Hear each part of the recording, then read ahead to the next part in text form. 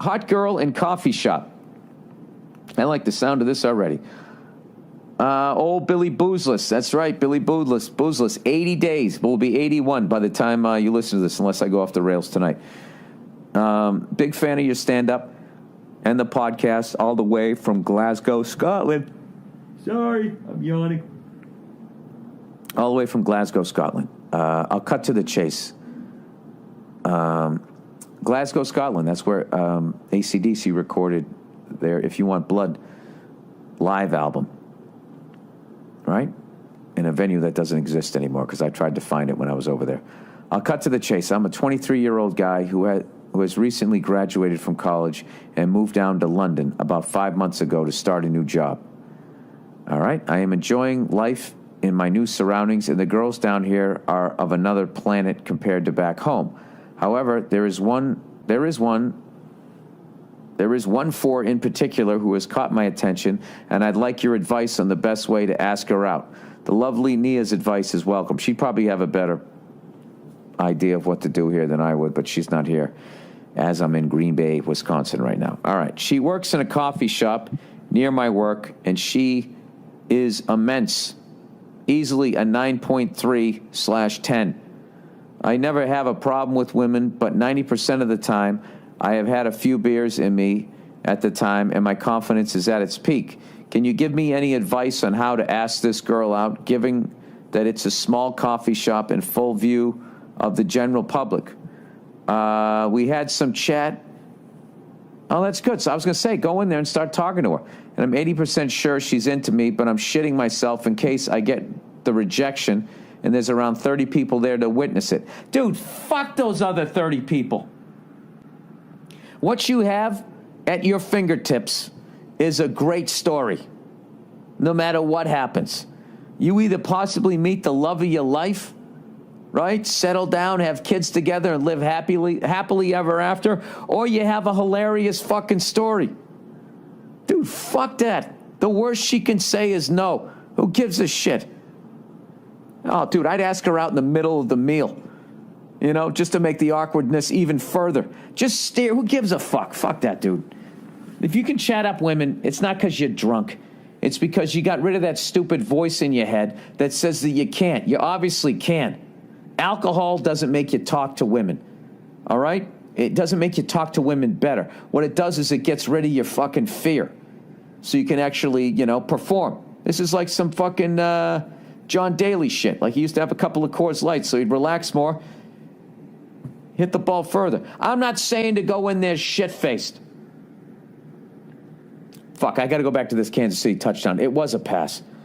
Sorry. Anyways. Yeah, dude, just go in there. Dude, fuck this. You're the man. She works in a coffee shop. She's not splitting atoms, all right?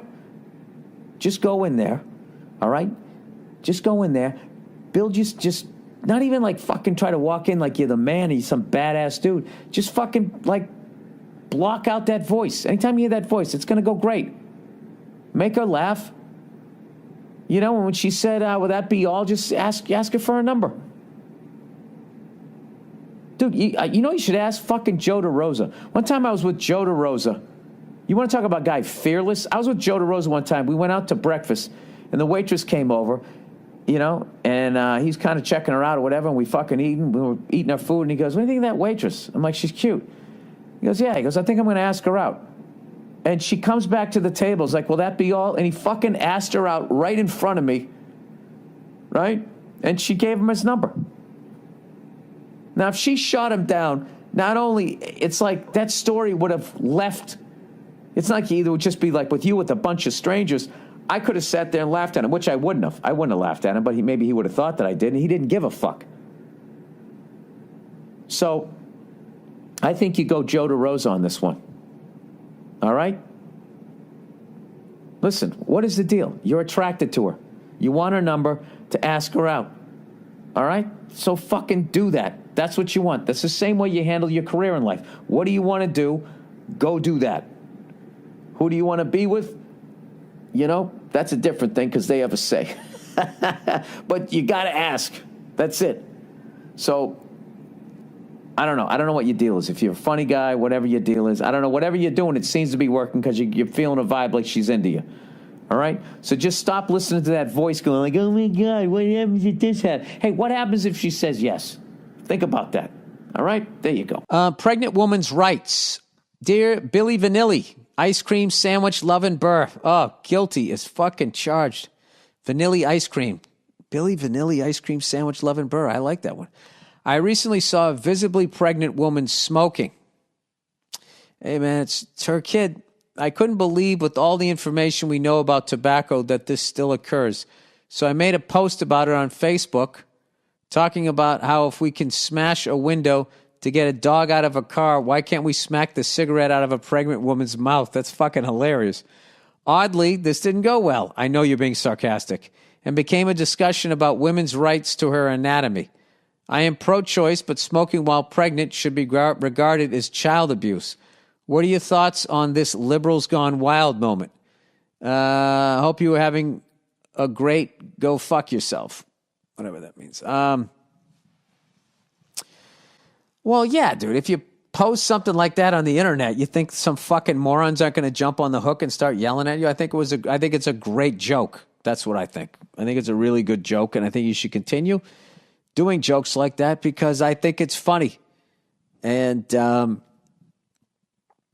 I can tell you right now, if men carried the baby and we smoked, a woman would have every right to slap it out of our mouths. That's my baby too. And they would do it. And you know what? They'd be right. They'd be right. Okay? She's making decisions for someone who doesn't have the ability to make a decision.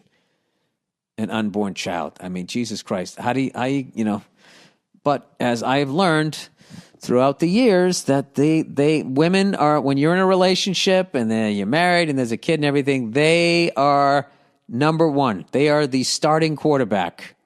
It's them, then the kids, then, whatever the fuck's going on in the house, and then you. That's how it fucking works.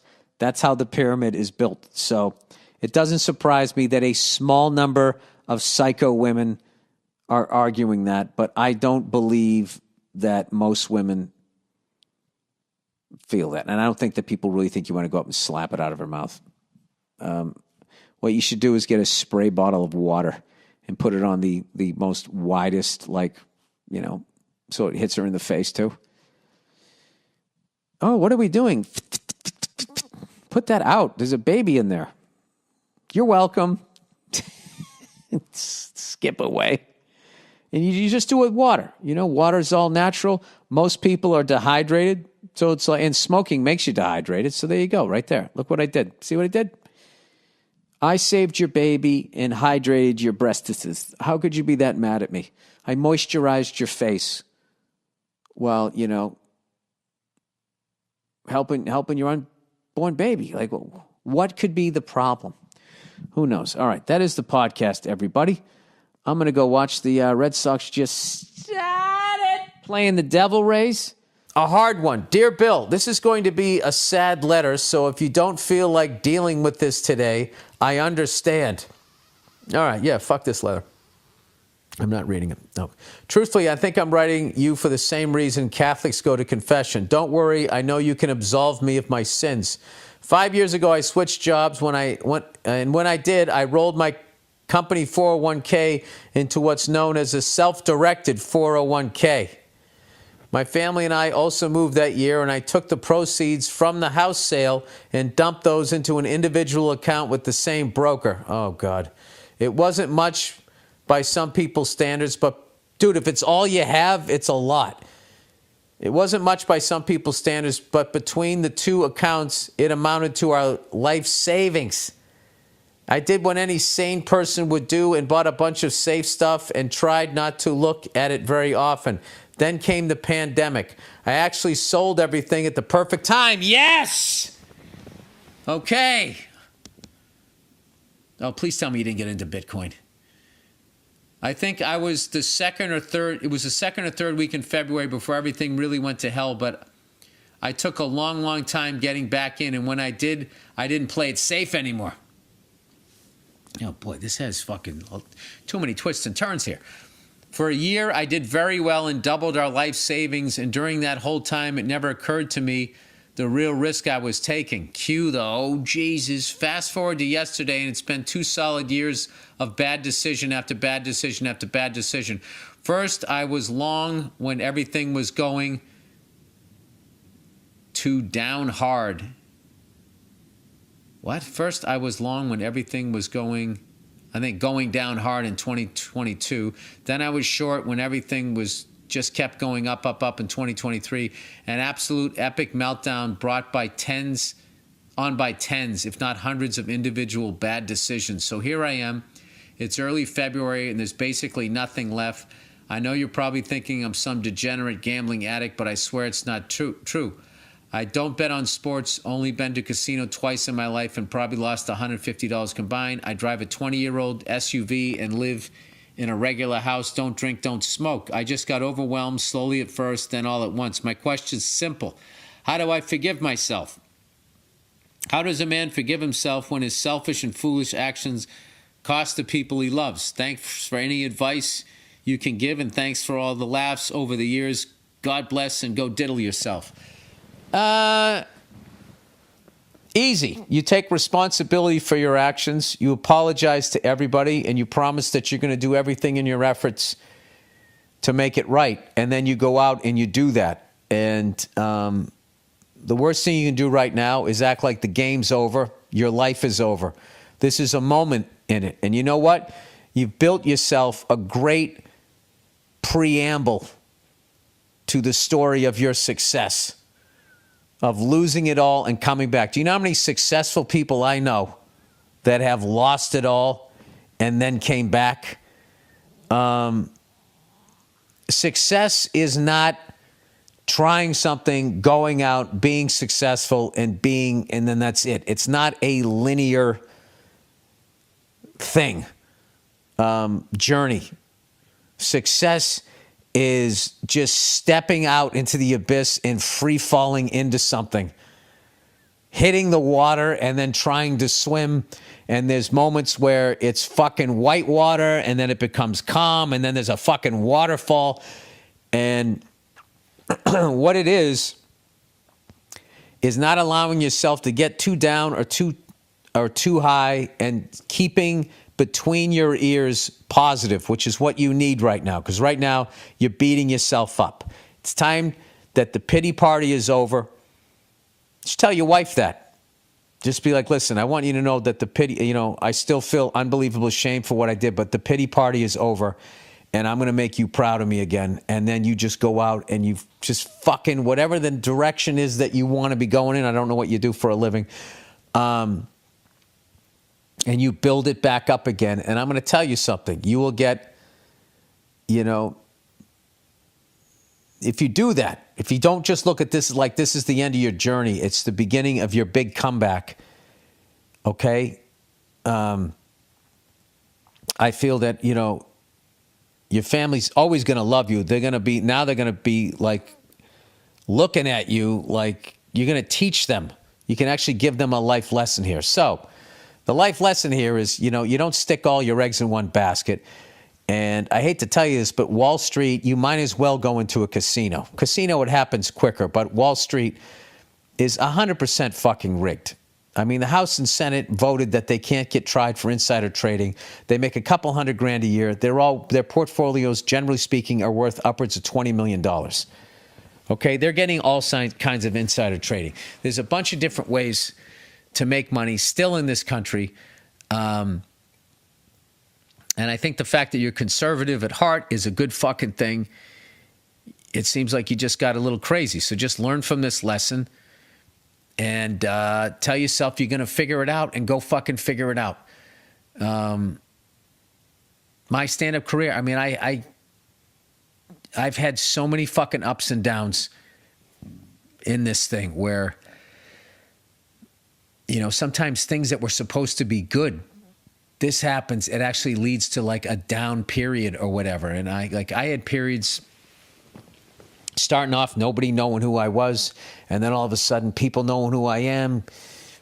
getting big gigs, having a fucking manager and big agency. Then all of a sudden shit cools off. My agency, I've been dropped by, I don't know how many agencies have dropped me. I've been fired by managers.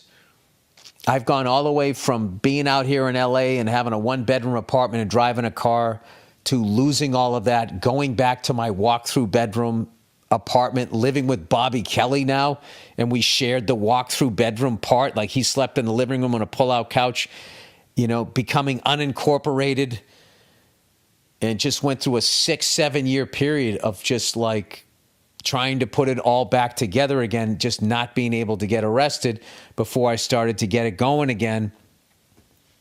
And even then, like, I still have like setbacks. I got a really good role in this movie, and I was thinking like, oh man, this is going to be a great thing. I'll get to do the talk show circuit. Maybe I'll get some good press. I can start getting some better acting roles. And then the pandemic comes, and the movie comes out during the pandemic, does really well, but didn't get to do the hype. I do Old Dads. I'm all excited about it. I'm really blah, blah, blah, blah, blah. And it fucking comes out during the strike. And it was this massive fucking hit that no one really talked about because it did that. And it's just, those are like little gut punches. I mean, the amount of time that me and Ben Tischel put in that fucking movie, it was like 4 years of our lives. And it just kind of, came out and very quietly crushed. I mean, it did amazing, and it's definitely opened some doors, but I didn't get to do like what everyone was telling me. Oh my God, when this thing comes out, we're going to get you on this show. You're going to be on the cover of this magazine. You're gonna none of that happened.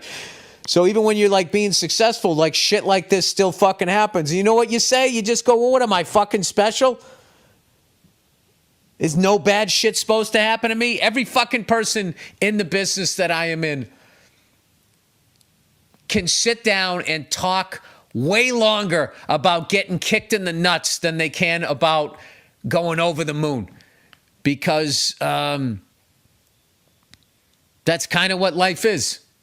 It's like this fucking, you win, and then the next day there's another game, and you might lose at that fucking game. So that's where you're at, man. You had a bad season. You lost some games. You're on a losing streak. You just got to fucking turn it around. And success is really, so much of it is how you handle when you get your dick knocked in the dirt. And if you could just fucking go, all right, nice shot, dust yourself up. Hulk Hogan, they go to drop your hand that last time and you stop it. You fucking put it up in the air and you start fucking nodding your head and you get up to one knee. That's just what you got to do. It just really is. And I'm telling you, man, don't believe all of this shit that people say about Hollywood where they, because these fucking idiot actors got to ram their politics down everybody's throat. So now everybody's like saying, fuck Hollywood. This whole idea that everybody is out here just fucking sitting around a pool, not doing anything. Like, when I get into business to do a project, I am always astounded at how hard people work. They're psychotic, the level that they work. They're fucking like workaholics. I mean, I'm talking 13, 14 hours a day, and they don't get paid overtime. It's just what it is. Day in and day out, Monday through Friday, and then on the weekends, your phone is blowing up with fucking a zillion goddamn questions when, you're trying to shoot a TV series or a movie. It's like they're out there. Everybody is busting their ass. But what does the paparazzi show? They show people fucking vacationing in whatever the fuck they go, some island. And even then, that's work because they call the paparazzi. They're not the fucking feds. They don't know where you're at. They call the paparazzi.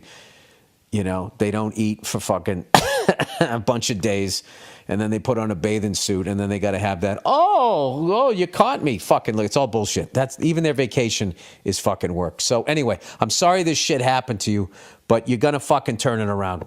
Okay. And what's great about life is when you get in the mindset that your success and your failure is nothing more than your decision. So whatever you decide to do, you can make the decision that this fucking event in the stock market is what destroyed you. And then you can go down to some stupid bar and tell your sad sack story to some other fucking sad sack who's also decided that they're a loser in life. Or you can just decide that, hey, man, I fucking took a nice shot, got knocked on my ass, and I'm fucking getting up, and I'm going to come back even stronger this time. All right? That's what I hope for you. Okay, there you go. There's your fucking halftime speech. All right, and that is the podcast, everybody. Ex-girlfriend hooks up with stranger at party we both attended. Okay. Hey, Billy, on the back nine of life. That's true. My girlfriend and I broke up about 4 months ago after an 11-year relationship. Wow. Sorry to hear that. We share a lot of the same friends, and I knew we would see each other at a friend's New Year's party. 2 days before the party, my ex hit me up and asked to get a drink and clear the air before seeing each other for the first time since the breakup.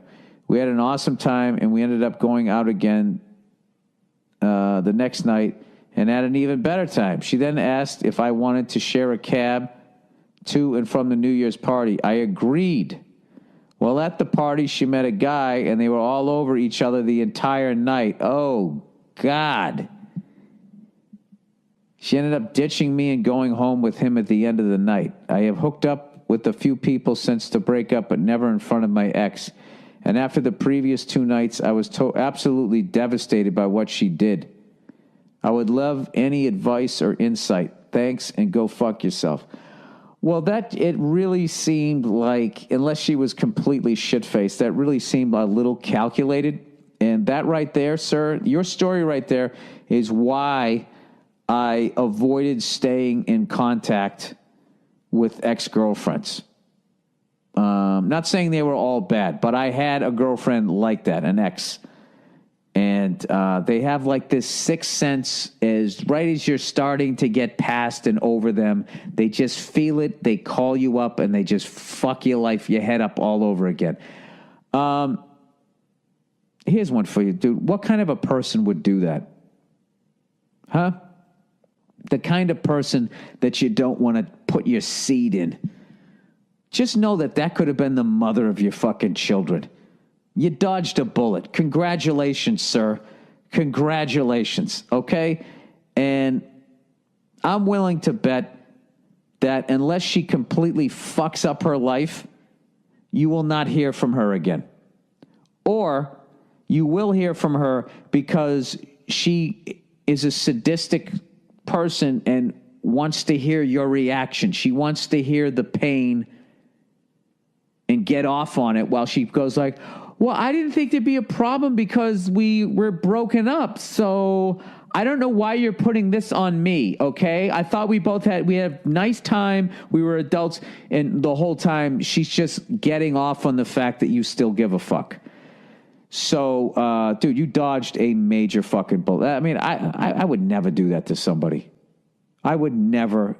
I wouldn't do that. Like if, I wouldn't do that now. I've been with Nia forever. If I saw an ex-girl, I would never fucking. I would just whisper, Nia, let's get out of here. Let's get out of here, Let's go someplace a little more quieter. I would never do that to somebody. That's just a fucking asshole, male or female. To do that to somebody is a really fucking asshole thing. I'm sorry that happened to you, but you know what? You know what's great, dude? She's out of your life. She's out of your life. And you know what those people are about? They're like those what about Bob people. Remember the beginning of What About Bob? The therapist gets Bill Murray's character away from him, dumps him in fucking Dreyfus's lap. That's what she's the fucking female version. Those What About Bob people, if you can ever dump them off on other people, it's fucking tremendous. And she did it to herself. And this is what you do. Anytime you ever see her after that, just big smile on your face. Big smile on your face. Hey, how you doing? Hey, are you mad? No, we broken up. Good for you. Have the time of your life. All right. Nice seeing you. Leave. All right. And now's a great time, dude, to fucking expand your horizon, find new friends, indulge in a fucking hobby, travel, get yourself in great shape, go to the gym. It's time to you fucking work on you, and that person is in the rear view fucking mirror. You know what? All she did was give you a great fucking story to tell the love of your life, because that chick ain't it, all right? Enjoy your 2018. You're a free man. All right, this girl is killing me, man. All right, dear Billy Bighead. Oh, shit. You guys are real accurate this week. Back nine, big head. I mean, what? I'm fucking on the ropes here. Somebody throw in the towel. I am a sophomore in high school, but I've been listening to your podcast for a year now. I need some advice. Oh, Jesus Christ. This is fucking scary. I hope you need some fucking regular advice. All right. I need some advice on how to handle this girl. Hey, Nia, you out there? Nia? You wanna give this kid some advice? Oh, that's right. You're sick. Yeah. Okay, sorry. I just want to know if you want me to tell her not to come tonight. Hang on, let me hit pause here. Hang on. All right, I'm back. Jesus Christ, she's still sick. Sleeping upstairs again tonight. All right. Sophomore in high school, and I need some advice on how to handle this girl. I dated her for about 9 months last year. A lot of heartache this week, and learned a lot. The problem is that this girl is really immature, and I cannot have a conversation with her without her arguing. Sorry, I picked this up. Without her arguing with me or over something not important. Oh, dude, you're a son. Who gives a shit? Fucking move on to the next one. For example, towards the end of my relationship with her, she gave me the silent treatment for multiple days because I told her I didn't like Australia. She constantly insulted me, called me dumb, and told me I was a terrible brother. Are you dating your sister? Or she just observed your family? What state did this come from? And did crazy things like this throughout our relationship. She's one of those girls who thinks that she always gets to be right, and I am not about that life, he says. When she broke up with me, it was this whole scene. Well, dude, it sounds like you dodged a bullet here. What dating is all about is meeting what you don't want, and then you figure that out, and then you finally fucking meet the right person. You're fucking young as shit. What's the problem here? I got very close with her family, and, well, so you're a good guy. And when we broke up, her 7-year-old sister sobbed. Jesus Christ. Her mom even went to the extent to call me on the phone to tell me I was a great boyfriend and wish that me and her could possibly work things out in the future. Her family adores me to this day due to the fact that I really played up the whole nice guy thing.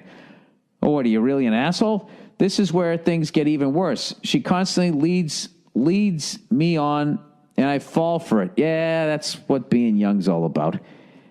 And at a town fair, she hung out with me all weekend. We were very flirty, and she heavily led me on, but when I asked her out, she said she wasn't ready. All right, dude. This, once again, if you listen to the last one, this is why you do not stay in contact with ex-girlfriends. Okay? She doesn't want you to meet someone else until she's met somebody. Or I don't know what the fuck they think. I just know you gotta walk. You gotta walk. All right. The same thing happened a few months later. I have left her alone for the past few months, only talking to her once every 3 weeks, and every time she ends up being mad at me for some dumb reason. An hour ago, she was mad at me for not roasting her and called me pathetic. Roasting her? I'm trying to figure out where the fuck you live. You got a little fair, a town fair, and then you guys also have roasts. I don't know what this is. All right. She apologized all the time for her action, but continues to do the same thing. Should I not even talk to her, or should I forgive her because she's just immature and can't handle her feelings? Any advice would be appreciated, especially if you get the lovely Nia to answer as well. Hope the family's doing great, and go drink a beer. It's hilarious. Yeah, I would just have a conversation. I would just say, listen, I don't enjoy talking to you because you always get mad and you yell at me. We are broken up, and I don't think it's healthy for us to continue talking to one another. However, when I see you, I don't want it to be weird. So is there a way that you in a nice way could just fuck off and let me get on with my life. But if I see you, we could just walk by, we could raise eyebrows, and acknowledge that we saw each other. Maybe we could high five and not saying anything, and then if she flips out, who gives a fuck? Who gives a fuck? I mean, it just doesn't sound like. Here's a question for you. Since you broke up, has it ever ended well? Any interaction you've had with her? Okay. If the answer is no, then you got to stop interacting with her. But it seems like it's such a small town. I'm judging you because you went to a fair. Okay. So in my world, you brought your prize pig down there, and I don't know what the fuck happened after that. All right. I would say, yeah, I would just, I imagine plenty of other women, what's the proper word at that age? Chicks you fucking go to school with? There's really no middle world, right? Girls. You're not a girl at that point. You're a fucking teenager. I'm not going on Wikipedia again. I don't know what the fucking word is, okay? There's plenty of other fucking chicks you could be hanging out with. All right? That's it. And here's the thing. Here's a tip for you. When you fucking hang out with them, don't talk about your old relationship or about some other fucking woman. They don't want to hear it. Just go have a beer with one of your buddies out in the woods, however the fuck you do it. And just be like, yeah, I don't encourage underage drinking, whatever the fuck it is you guys do. That's when you vent. What you have to do is every time it starts to scab over, she calls up or you call her, and then you got an open wound again. What you got to do is you got to heal like a fucking X-Man. And then the next time you see her, and I guarantee if you don't give a fuck, she's going to fucking be all over you and want to hook up. And this is what you have to do. You got to not do it. And then watch how quickly all that flirty turns into fucking anger. And then she's going to yell at you and then just keep you cool and be like, this is why I don't hang out with you. Because you're fucking crazy. Something like that. And I would also ask some more adults who actually know the people involved in this story, including yourself. Okay? All right. Good luck to you. All right. My girlfriend's daughter is causing us to break up. Is that a bad thing? Jesus Christ. I mean, you're already dating somebody that already has a kid, so that's going to be already 100 times harder to make that fucking work. And then the kid doesn't even like you. So, I mean, maybe she's doing you a solid here. Hey, Bill. Okay, here we go. So my girl and I of 7 years both work for the same company, and I was offered a better position in Florida. And she was also offered a position as well. Now, here's where the daughter comes in and fucks up the flow. Yeah, because she fucking probably wants to stay at her school.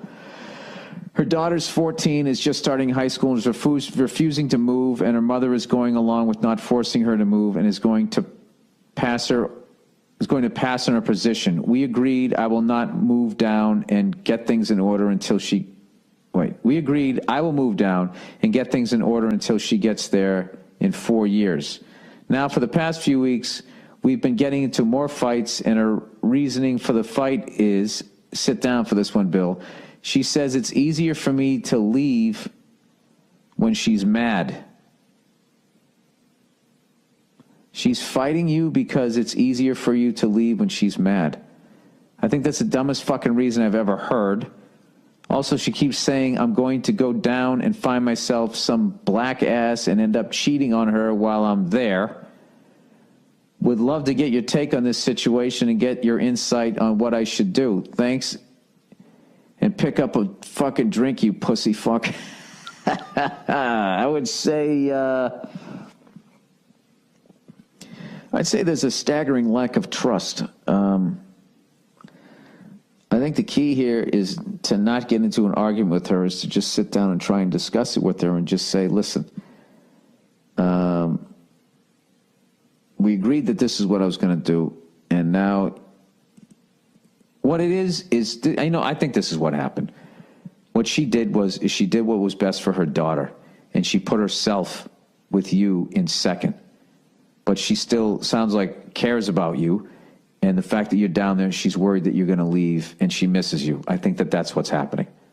So I would just ask her, is this some, misdirected anger where you're actually just saying that you miss me and you love me?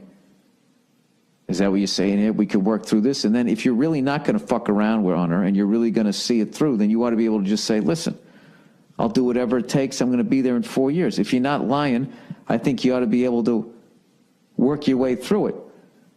And I think this has less to do with the daughter than it has to do with the fact that she just misses you. And she's afraid that you're going to find somebody else down there, evidently wherever you moved, where there's a bunch of black ass down there.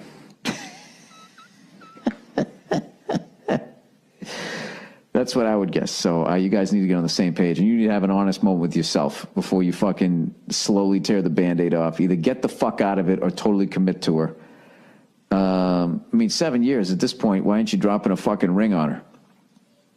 That ought to shut her up for a good couple of weekends. It won't shut her up permanently. I can tell you that right now. Police caught me with a prostitute. What's up, Bill? A big fan of yours. I enjoy all your stand-ups. Okay, I'm going to say this is a first draft.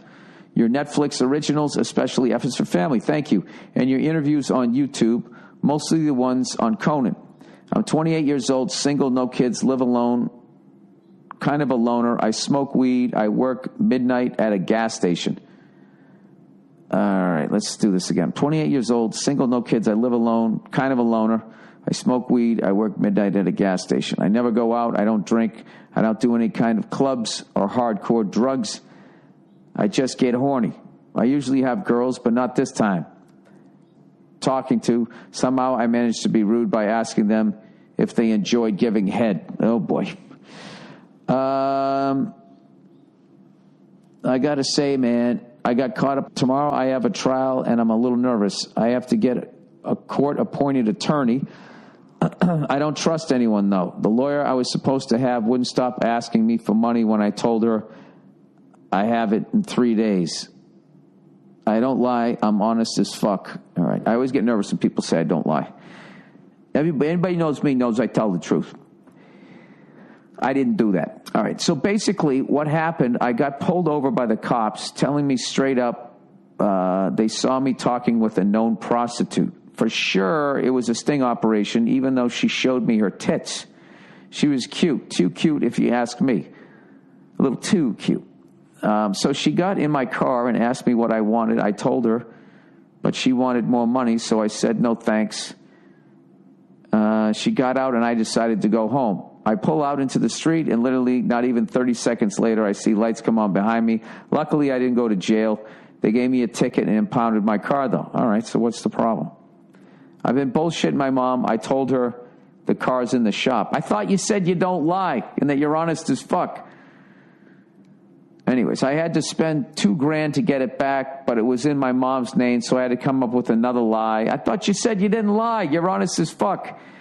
And I was trying to sell the car, even though that makes no fucking sense. What? So I needed paperwork stating she was my mother, giving me permission to retrieve my car from the county clerk's office and have it notarized by the bank. I know, Bill, I don't lie. If I told my mom she'd probably die. All right. So we kind of covered his tracks there. No joke. I'm the youngest of 5, all fuck-ups, all boys. I'm supposed to be the good one, and I am. I was just being stupid. I think the only thing that's worrying me is the fine. Probably like $5,000 to $10,000. Oh, well. Thanks for the time to read this. By the way, I'm going to say where you live. I have tickets to your show. Can't wait. Anyways, thanks and go fuck yourself. All right, well, she's probably going to find out. I would just tell her. I'd just tell her. Just say, listen, I fucked up. I fucked up. She's your mother. She'll forgive you, right? I don't know. I think I would be more worried about the $5,000 to $10,000 fine than your mom not loving you anymore. All right? You fucked up. You made a mistake. Everybody makes mistakes. I make mistakes. You made a mistake. It's what the fucking life is. You make mistakes. You learn from your mistakes. You move on. You try to do better. All right? That's it. I've said it for a long time. If people were cars, we'd be recalled. There's a reason the world is so fucked up. It's because humans are running it. Okay? We're just smart enough to be fucking morons. I'm terrible at starting a conversation with a girl. I'm good in an actual conversation. What does that mean?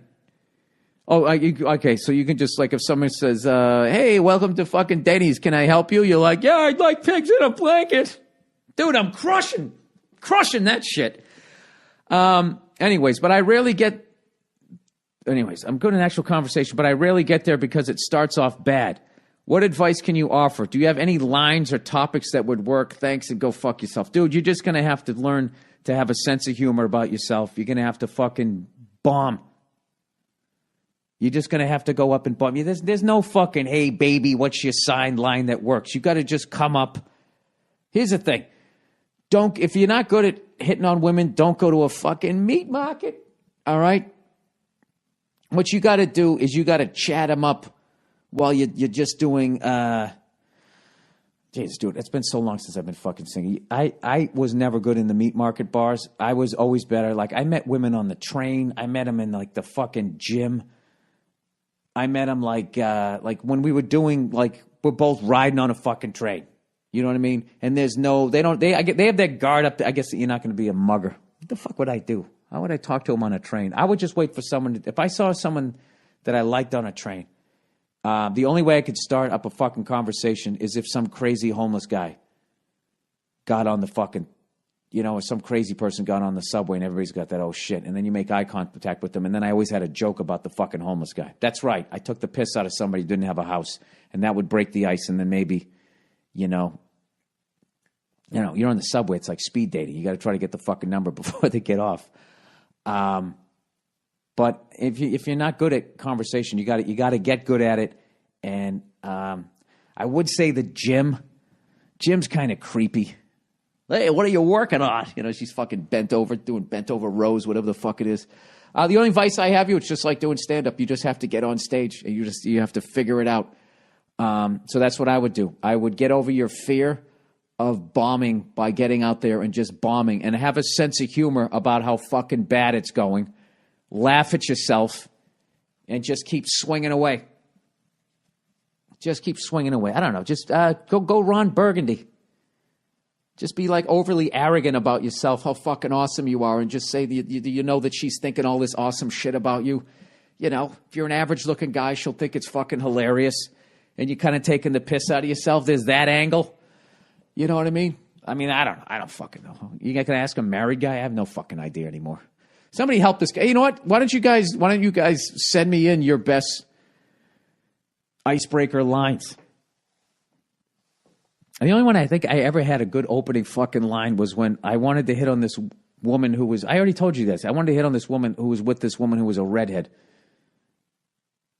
And I walked up. What did I say? I said, I go, oh, hey, another redhead. I go, you going to the meeting? And then a friend laughed. And then the redhead thought I was into her. And I had to do like, that swim move that rushers do when they're trying to get to the quarterback? I had to fucking push her out of the way and talk to the brunette. And then she was like fucking annoyed that I was hitting on her. And then her friend, I think, caved to the pressure of her cunty friend. Or maybe she just looked at me like, I don't want to fucking talk to you. I made her laugh, though. I got one laugh. I think I got one laugh in all my years in those meat market bars. They're fucking horrible. Fucking horrible. You know what, dude? I don't know. You're asking another person that stunk at it. I can't help you. So how about listeners? Give me your best and your worst fucking opening lines, your best and your worst results, and I'll read those next week or whatever. And with any luck, that guy who hates me, someone will be playing it in the fucking background. All right, here we go. Some questions for the week. Hey, Bill, how do I tell my wife I'm an atheist? Bill, I have the greatest wife in the world, and we have 2 wonderful daughters. This is starting off like a horror movie. You know what I mean? How it's always like nice. There's always like leaves falling in a gazebo, but there's just that hint of creepy music. Remember they used to do that back in the 80s when they couldn't just depend on special effects. They actually had to build suspense. That's how this is. Look at this guy. He has the greatest wife in the world, everybody. And he has 2 wonderful daughters. There's a problem, though. Dun, dun, dun. She is a devout Christian. All right, dude, why are you acting like you just met her? You fucking married her. And he goes, and I finally decided that I don't believe in any of it. Oh, that's why. Oh, well, dude, welcome to enlightenment. You can't throw it all out the window. But, the 7 deadly sins, the 10 commandments, all that shit makes sense. But all that other stuff, burning bush, talking to a bat that's walking on a fucking lake. I mean, come on. I mean, are we adults here or what? You have to throw your first baby over a cliff to show that you love me. Hey, I was just fucking with you. You passed the test. What is that? Booming voice coming from the clouds. I just don't buy it. If something's coming back, like, for the love of God, what is it waiting for? You know what I mean? Is Jesus like Thurman Thomas trying to find his fucking helmet during the Super Bowl? Is that what's going on here? That's 2 Thurman Thomas references 2 weeks in a row. You find another fucking podcast that does it 3 weeks in a row, and goddamn it, you should stop listening to this one. Anyways, he says, I finally decided that I don't believe in any of it. I thought about telling her the old joke, we're both atheists, I just believe in one less God than you do. But she wouldn't find that funny at all. She is okay. She is okay for now going to church without me because I work nights. But I have a feeling that when the kids get a little older, that I will have to become more involved. Should I tell her now or just let it be and hope that it never comes up? Well, I have to tell you, sir, if you do in fact have the greatest wife in the world, she'll accept you for who you are. And if you're an atheist and you don't believe in the stuff that she believes in, then, there you go. This is what I would do. Let her take him to church. I don't know what to do. It'd be funny. What if you took up needlepoint? Okay, and when you went to church, you just did needlepoint with your legs crossed in the most effeminate way possible. Maybe that's the way you do it, like some passive-aggressive way that you so embarrass the most wonderful wife in the world that she asks you not to come.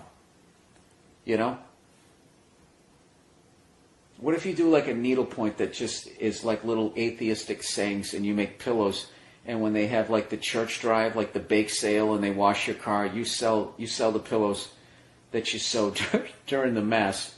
Oh, you know what? And they say Jesus is Lord, but it's almost like one of those Pink Floyd songs that if you play it, I don't know, if you listen to something, they got like hidden messages or something, or maybe they never did. Maybe just these Jesus freaks did. That'll really freak them out. It may have like subtle messages in like the outskirts of the pillow about this is all a bunch of bullshit. And you don't believe in pedophilia. Oh, Jesus, that'll give me some fucking emails. Anyways, what did he ask? Should I tell her now or just let it be and hope that it never comes up? You're basically saying, should I man up and be who I am, or should I stick my head in the sand? Okay, those are your 2 options. So I'm going to throw this back at you, sir. What kind of man do you want to be? Do you want to be the kind of man that sticks his head in the fucking sand when there's a confrontation? Or do you want to be that guy that just sits down and just says, listen, sweetheart, I tried. I don't believe it. Okay? And I think it's great that you believe it. If you want to go down there and sing the songs, shake some hands, close your eyes, right? Make a pledge for Jesus, whatever the hell you want to do, you go down there and you do that. All right? It's like watching football. I like doing it. You're not into it. I don't make you watch football, do I? I don't do that. You know why? Because I'm the greatest husband in the world. Why don't you try that? Just ask her. Listen. Wait, does she know? She knows that you're not going. Jesus. You know what? You might want to give her a little Jesus juice and get her a little liquored up. I don't want to. You know what, dude? You got to tell her. I don't like how you're deliberately working. I feel like you're deliberately working late on Sundays or early on Sundays, whenever the hell she goes, so you can just avoid this. You're avoiding shit, sir. And this is a snowball. All right? A snowball of Jesus, and it's rolling right down towards you, and at some point it's going to roll over you. And there's going to be some fucking creep in church, like that priest on the fucking Sopranos that's going to come over and fucking hold her hand when you're out there doing your little job there. All right? So I say you just tell her. Just say, don't be a douche. Just say, I totally respect. I mean, I'm fucking around because I got to make this shit funny. I don't care if you believe in that shit. God bless you. You know what? I hope you're right so you can laugh at me when we all die. That's so really. I'm going to hell for the rest of my life. You don't think that's a little overkill? I think the Rockefeller laws are fucking bad. Anyways, yeah, just say, look, I respect that you're into that type of stuff. And listen, you know what, dude? Who gives a fuck? Somebody took you to church, and you, after a while, realized that you didn't believe in it. So if she wants to take the kids to church, just let her take them to church. But your wife has to be okay with the fact that if they say, yeah, how come you don't go down and pray to the hippie? You can say, because I don't believe in that stuff. I don't think it happened. Okay? In a couple of years, you'll understand what I mean when I tell you about old St. Nick, when I tell you the real story. You know? There you go. New job wants to track me. Oh, God. Dear Bill, there's a mandate at my new job that requires my work phone be tracked.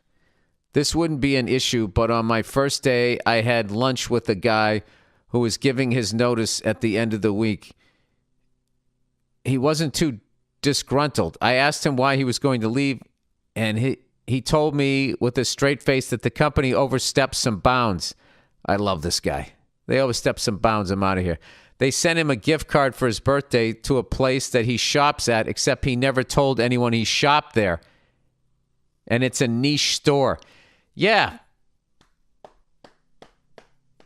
You know what would happen if we all rebelled against that? They would still know that about us. They just wouldn't be dumb enough to send that gift card. How wouldn't they know how fucking creepy that is?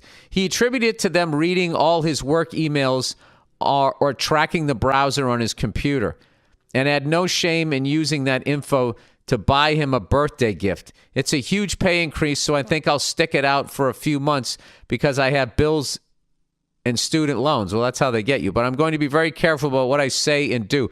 P.S. I'm writing this from a rogue phone with a VPN, so don't worry, I'm not a moron. I think more people need to do that. But then you know what they do? They would start their own rogue phone under a different fucking name. They'll get you. They're going to get you. I've given up. I've quit. All right? My only line of defense is to live the most boring life anybody has ever seen. All right? Anybody who's tracking me right now, they're like, wow, this guy's really into watching people power wash driveways.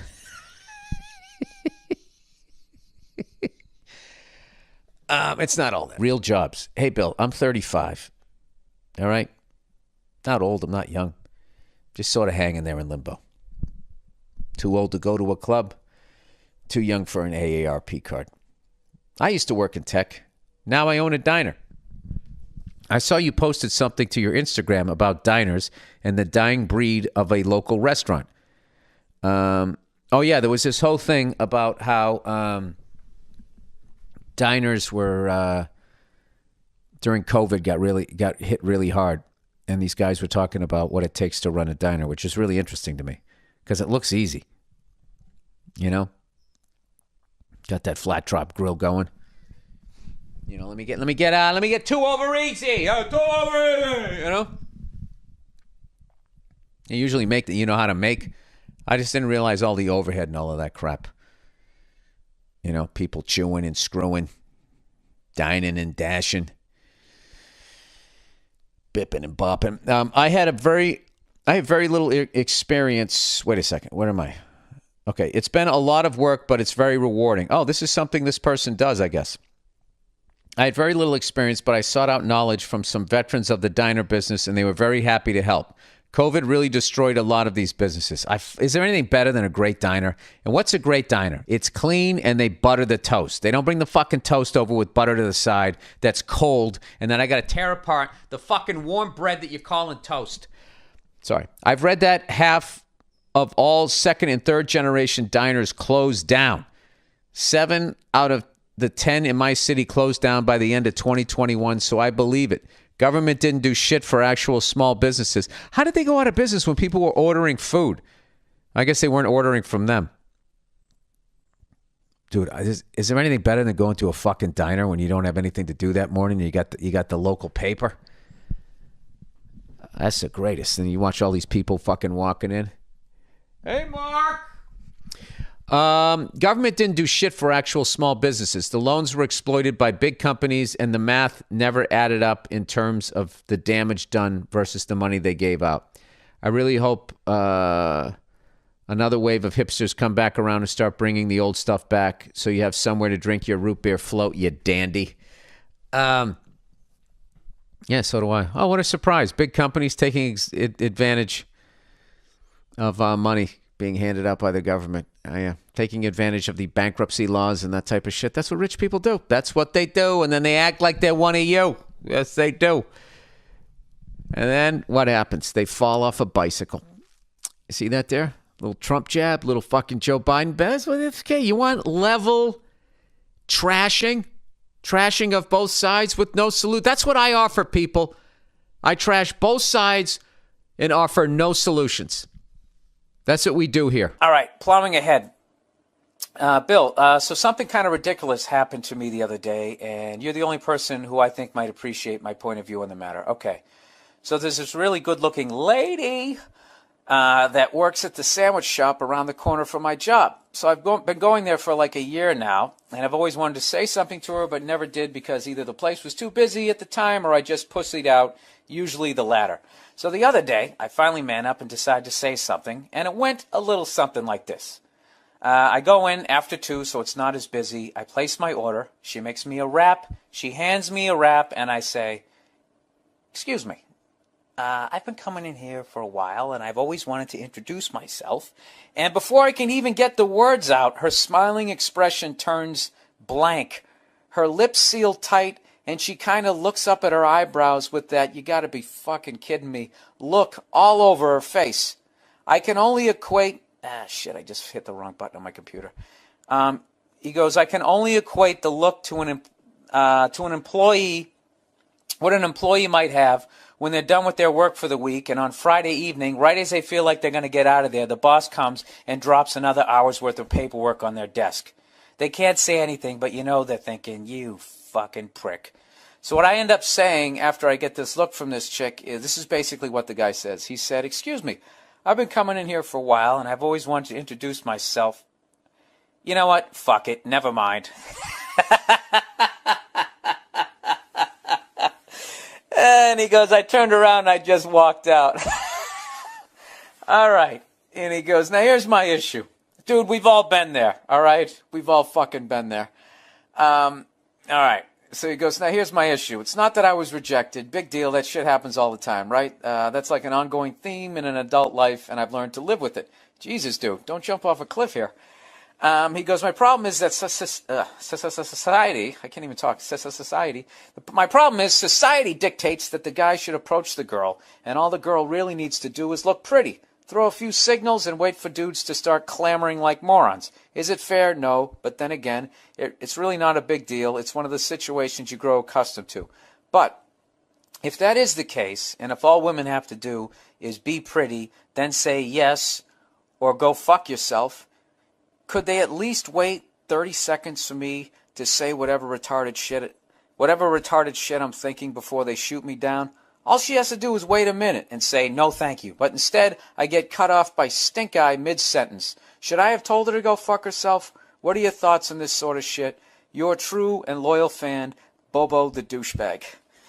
All right. What are my feelings on this? All right. First of all, dude, we've all been there. We've all, you got it in your head, you're going to come up there like fucking Sean Connery in one of those early James Bonds. You even feel like you got a fucking tuxedo on, and then the second you open your mouth, you sound like fucking Arnold Horshack, and you even want to shoot yourself down at that point, okay? But in answer to your question, should I have told her to go fuck herself? No. That's not... I mean, I'm just, having not been there. I can't... It would depend on what the look on her face was, or how she looked. If she was just some hot girl who didn't have a brain in her head, yeah, then you tell her to go fuck herself. But this is a really cute girl, and you actually feel like, wow, I'd like to get to know that girl. No, you don't tell her to go fuck herself. It's actually in that moment when she gives you the stink eye is when you have to come up with something funny to say, something clever, something so you show that you're not going to quit in life. Because that's what, I hate to say it, dude, but that's what you showed her. You showed her that you have the quit DNA in your fucking ball bag, and she's not going to want to mate with you. But fortunately, there's plenty of other gazelles out there on the fucking Serengeti that you can try to run down. You see the Discovery Channel. Cheetah doesn't always fucking run the thing down. Sometimes he gets kicked in the face, and then it sits there feeling stupid, especially when it realizes it's being filmed and it's going to be on basic cable. There's where you can actually look at a bright side. It wasn't filmed. You just got to kind of come up with something in that moment that's funny. And I actually kind of thought about it, what I would have said, and I would have choked even if I tried to come up with something funny, because in the moment I would have felt like a douche, and I probably would have attacked what she did for a living, which is the worst thing you can do. I'd be like, really? You know, you've been working here for 1.5 years. 2 years, you're making sandwiches. You're not getting any younger there, sweetie. All right, it would have been bad. It would have been bad. It's very easy for me, to sit here and tell you what you should have done. It's kind of like, when you watch a football game or something like that, and once it ends, and whatever the game plan was didn't work out, dude, why didn't they give it to Marshall Faulk? I don't understand. It's easy to do that. So I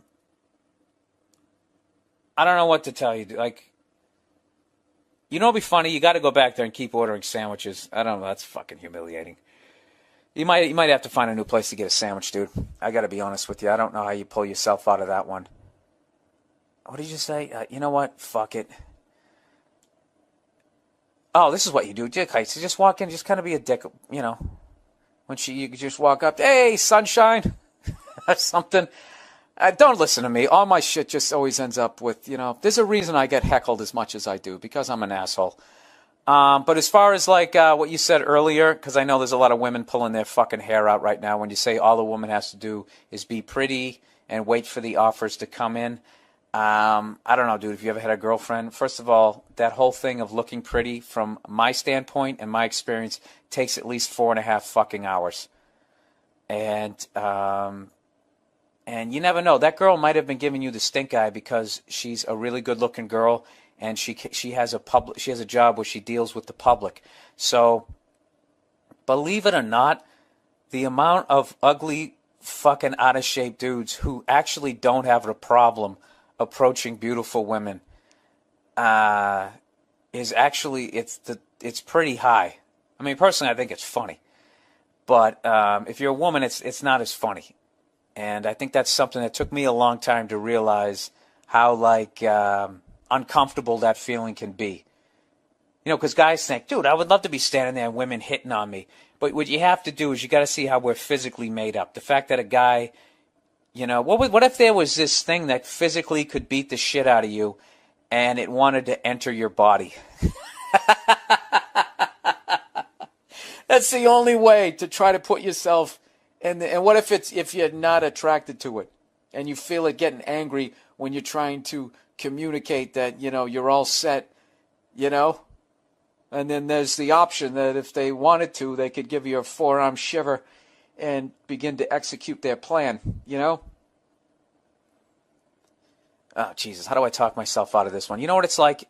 Put it this way, for all the guys listening out there. If somebody said, hey, man, I'll give you $10. This is like an old joke I used to do in my act. I'll give you $10 to walk over to that birthday cake and stick your finger in it. You got you $10? Yeah, fuck it, I'll do it. $20 or whatever, just something, You do it. You wouldn't think anything about it. Whatever. Stick it in, you take it right back out. You wouldn't give a fuck. But what if somebody said, dude, I'll give you $20 to take that cake and put it in your ass? See what I mean? There'd be a difference. Then you would have some questions. Where has that cake been? Are you going to tell anybody? I usually don't do things like this. That's why women, they approach sex that way. They got to have rules on when they're going to fuck you and all that. Did that example, I know on some level it made sense. I'm a little jet lagged. I haven't done that joke in a while, and I got to admit, halfway through it didn't even make sense to me. I'm just saying, Did I answer your question? So this is what you got to do. You got to treat women like I treated open mics. Okay, you just know you're gonna bomb, and eventually you're gonna get good at it. So just keep, make some notes. What you're gonna do the next time that happens. Maybe try to come up with a couple of lines. And I hope you appreciate what a fucking pain in the ass it is for a guy to get laid. You know what I mean? And that's why there's the whole stud whore double standard, because basically for a guy to get laid, this is what he has to go through. This guy actually has to develop skills to get laid. All you have to do is show up, I mean, for a guy, the brass ring is getting a 2-on-1, no TV credits, no my dad has a yacht. You just get it from talking shit. That is the brass ring for a guy. Now a woman, her first night of fucking, all she'd have to do is lay down on a pool table. She could fuck every guy in the bar. It's not a skill. It's gluttonous. It's gluttonous. It's like watching a fat guy eat an ice cream. You never cut him. You don't cut him any slack. Haven't you had enough? All right. I'm really glad I redid this podcast because this other one was not nearly as fucked up as this one. All right, evil sister-in-law, Nia, come here. Somebody's, what was it, spilling the tea? Is that what you guys say on the fucking Real Housewives over there? Just read the question. All right. The level. What happened? Did somebody fucking burn your biscuits tonight? I just never need to hear you say spill the tea ever again. Well, I was making fun of that. Oh, were you? Thank you for clearing that up. No, making fun of me saying that stupid shit. I always say that as the kids say. You shouldn't be saying spill the tea. I shouldn't? No, that's young people. I feel like you can be 34 to 27. You should be saying that. Evil sister-in-law. Dear Bill, the bequefer of knowledge. I have to look up bequefer. Bequefer. Queefer, like pussy fart? I don't know. Bequeafer? Oh, I get it. Instead of bequeather of knowledge, she's saying bequefer. So she's combining both. Okay. She made a joke, and I'm too stupid to get it. My family and I, very well written, have run into a rather... Doesn't take much to impress you, huh? Jesus. You're coming in hot here. My family and I... Ooh, it's written so well. My family and I? It's usually like me and my family are fucking sitting around, right? And all of a sudden, my stupid fucking sister-in-law, who's a cunt with a K, but it's just my family and I have run into a rather frustrating situation with my brother's wife, and I need some advice. Cue the song. It's time for advice with your host, Billy Burr, and I'm ripping off this melody from somebody else. I used to have the recording of it on my computer. She is very emotional. She's a very emotionally damaged person and treats my brother very poorly. Why are you laughing at that? There's just something funny about a guy who just lets a woman fucking browbeat him. All you gotta do is just look at him and be like, I could beat the shit out of you, right? Get the fuck out of my face with your fucking Bill. witch hazel horse shit. Shut up. Don't make me... Okay, it's 2024. I will turn this bitch into 1924. You're not going to do shit. I didn't say I was going to do it to you. That's right. You know better than that. Okay. Then to do what? For Hit example, a woman? Talk to me like that. I would never do that. No matter how much of a jerk you were being, I would never do that. For example... Shut up. For example, she regularly demeans him with criticism in front of our family. Oh my God, and explicitly explains to us how she doesn't let him use their bathroom sink to brush his teeth because she needs her personal space. Parentheses, typical entitled white girl shit. Oh, we're going to put race into that? I think that's just typical psycho shit. It's killing me to see what my brother... Wait. Your brother's not white, and he married some crazy white woman, and she said he can't use Who the said sink. that he's not white? Where did you get that? Am I crazy? He's calling out the white girl shit, but doesn't mean that they're not white. Typical entitled white girl shit. White people don't say that. You do. When do I say that? Oh God! All right, just I keep reading. don't say typically entitled white girl shit. You've. I made fun of white women fucking acting like they're the next group that needed to be listened to. Yes, you have. Yeah. So this woman, I would just call my brother-in-law's cunty wife. Okay, well, not everyone is as eloquent as you are, Bill. It's killing you. Can I ask you a question? What the fuck is up your ass? All right. It's killing me to see what my brother has to deal with on a day-to-day basis. It is kind of funny, though. It is. I'm trashing you. Oh, It's it's great. fucking hilarious. The only reason why they got married in the first place is because my family is Mormon. Oh, those black Mormons. Yeah, I was going to say, do you need any more evidence that this is not a black writer? All right. In the Mormon church, premarital sex is a grievous sin. Yeah, that's why you bang her in the ass out there. I've done gigs in Utah. Still a virgin. What does that mean? They Did you participate in this? No. People told Bill? me. Dude, there's Bill. no. There's no fucking way I'm fucking some chick in the ass in a state that is of a religion I don't understand. That I've never really heard of. That's only in that state. I'm not doing that. I've seen Arrested Abroad. Abroad. Arrested Abroad. I ain't doing that shit. Utah. It's basically another country. No. Anyways, it's killing me to see what my brother has to deal with. Wait, no. In the Mormon church, well, I had to reset. In the Mormon church, premarital sex is a grievous sin. You have to confess to your sin to a whole council of old dudes like a court. Now, what do you mean you sucked a dick? Let's get into the detail. Sitting there in a barn. Depending on your level in the church, story for another time. My brother was super horny, and he made a big mistake in marrying this girl. Even my deeply religious parents agree that he would be better off just hitting and quitting. LOL. Hitting and quitting? Now this you tell me this is a white person? Yes, Bill. That says hitting and quitting in 2024. That's Yes, some I do. classic jive talk if I ever heard it. Yeah, no. With him still being Mormon, divorce is also a big no-no. What can I do? Is there any way to help my bro? Easy. You have one of those barn fucking raising things that you guys do out there. Barn raising? What are they? They all get together and they build a barn.